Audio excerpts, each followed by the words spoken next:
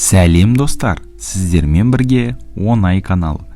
Бүгінгі біздің қызықты тақырыбымыз қыста үйіңізде көкөніс өсіру туралы болмақ. Күнделікті ас мәзіріне керекті көкөністі терезенің алдынан теріп алу кез келген әйелдің арманы болса керек. Ерте көктемнен басталатын бау-бақша шаруалары қысқы маусымда біршама саябырлайды. Бірақ мұндай кезде сыртқы шаруалар бітті деп қарап жатуға бола қоймас. Балғын көкөністердің қысқы уақытта бағасы еселей түседі. Ал бақшаға кішігірім жылыжай жасау да қалтаға салмақ салады. Сондықтан бұның ең оңай шешімі бөлмедегі бақша, яғни үй ішінен егілген бақша. Үй ішінде көкөністер өсіру бұл көп шығын мен ерекше күтімді талап етпейтін, бөлме өсімдіктерінің басым бөлігімен жақсы үйлесім табатын дүние. Сондықтан үй ішінде бақша егуден қорықпаңыз. Істің ыңғайын таба білсеңіз, жыл бойы өзіңізді үйден шықпай-ақ балғын көкөністермен қуанта аласыз.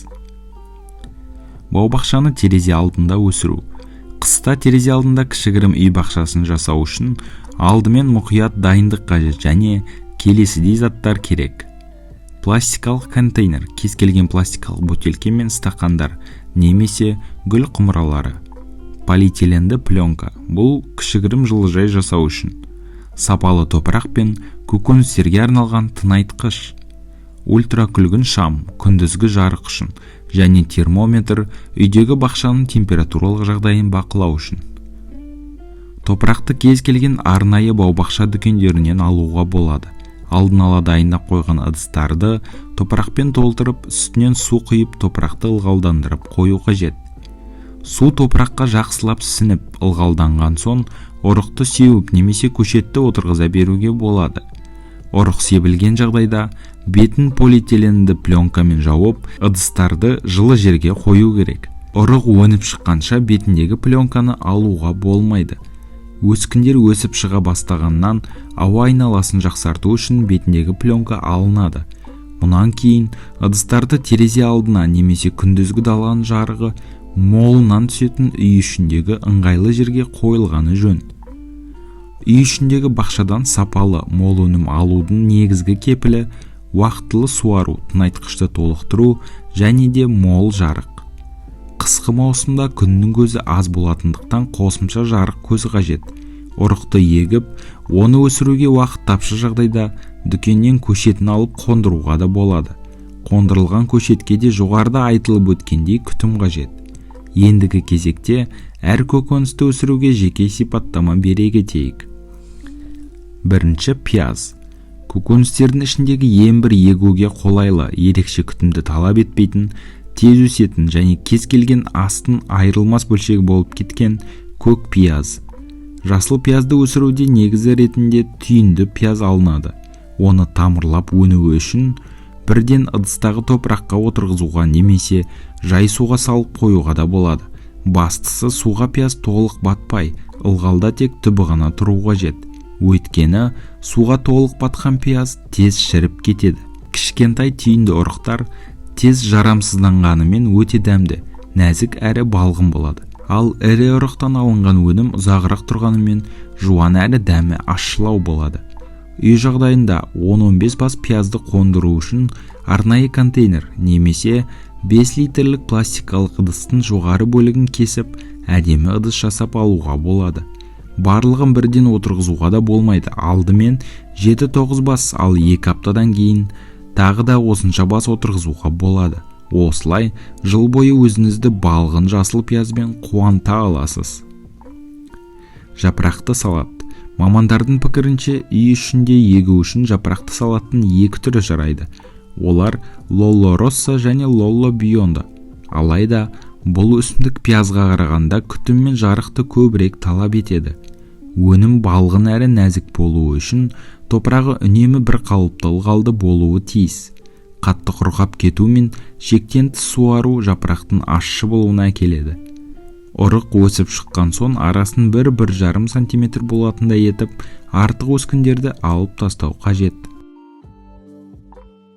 Келесі ақжелкен. Бұл өсімдік бап пен күтім талғамайды, әрі тез өседі.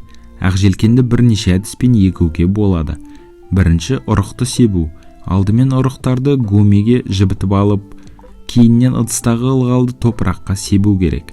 Өсіп шыққанша жылы жарық жерде тұруы тиіс. Өскіндер пайда бола бастасымен терезе алдында немесе үй ішіндегі ыңғайлы жерге қоюға болады. Екіншісі дайын көшет. Бұл тәсіл ұрықты сепкенге қарағанда өте оңай, ал көшет кез келген бақшаға арналған дүкеннен табылады. Орташа шамадағы көшеттер ылғалды топыраққа қондырылады. Ақжелкен көп су мен жарықты аса қажет ете бермейді. Аздап топырағын жібітіп, шамадан аспай тұрса болғаны. Сондай-ақ арасын сиретуді де қажет етпейді. Келесі қияр. Әрине бұл көкөністі үй ішінде өсіру мүмкін емес секілді. Дегенмен дұрыс бабын келтіріп, уақытылы күтім жасаса бәрі де мүмкін. Қиярды терезе алдында үйде өсірудің артықшылықтары мынадай. Аса қиын емес, тіпті бұрын бақша егіп көрмегендер де оп-оңай өсіре алады. Және де жыл бойы жаңа піскен өнім алуға болады. Үй ішінде қияр егу үшін алдымен оның сұрыптарын таңдап алу қажет. Себебі қияр сұрыптарының барлық түрі үйде егуге жарай бермейді. Үй ішінде егуге болатын Легенда F1, Миринда F1, Кони F1, Дебют, Атлет, Вавилон, Клавдия F1 сұрыптары.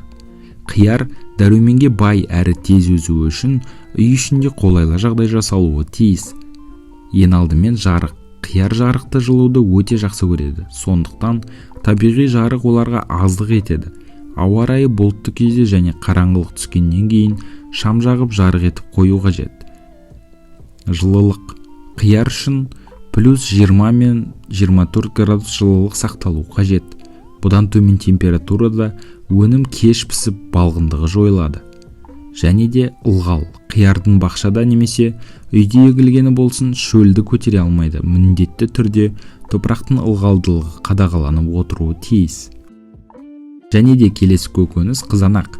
Терезе алдындағы қызанақ кез келген әйелдің арманы десек артық болмас. Қызанақ қиярға қарағанда шөлге төзімді. Жылуды да плюс 17 және 24 арасында қажет етеді. Сондай-ақ қызанақ тұрған жерді желдетіп алуға болады. Қияр секілді емес, қызанақ өкпек желден қорықпайды. Үй ішінде өсіруге қызанақтың келесі түрлері жарайды. Олар бетта, бонсай, черри, флорида және талисма.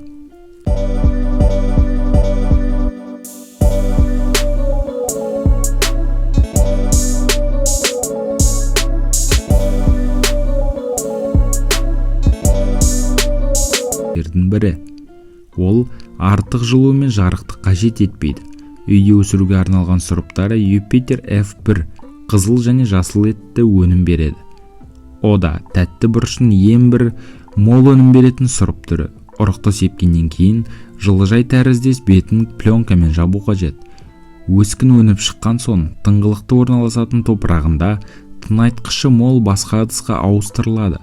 Күнделікті температура плюс 22 мен 26 градус болса өте жақсы. Тәтті бұрыш оңтүстіктің өнімі болғандықтан қажет кезде қосымша жарық болғаны дұрыс.